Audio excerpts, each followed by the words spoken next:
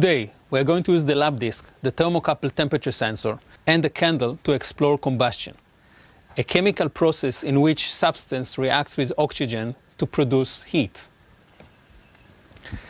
So what do you think? What is the temperature of a candle flame? Is it the same in all parts of the candle? The candle flame is divided to 3 different zones. In the blue section, due to richness of oxygen, there is a complete combustion. Next up is the orange section, where combustion is incomplete. Instead, we have high concentration of carbon.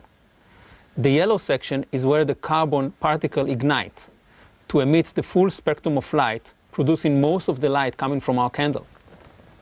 So, which area do you think will be hotter?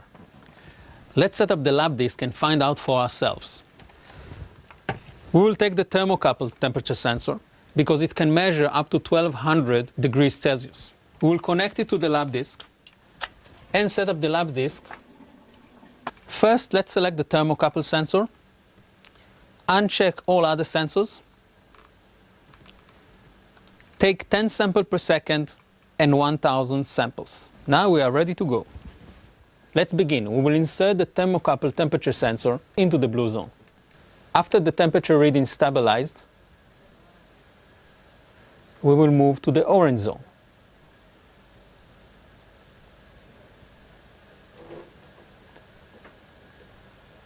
And then to the yellow section.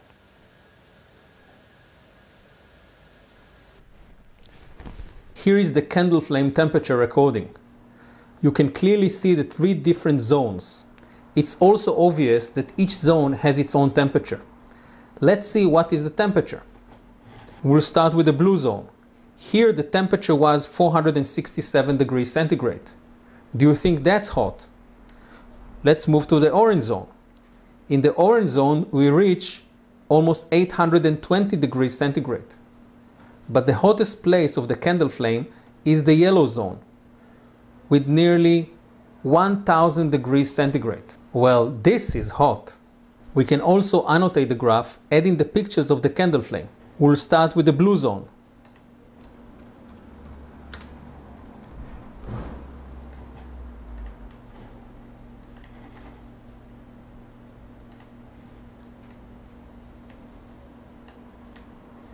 And we will continue with the orange and yellow zones.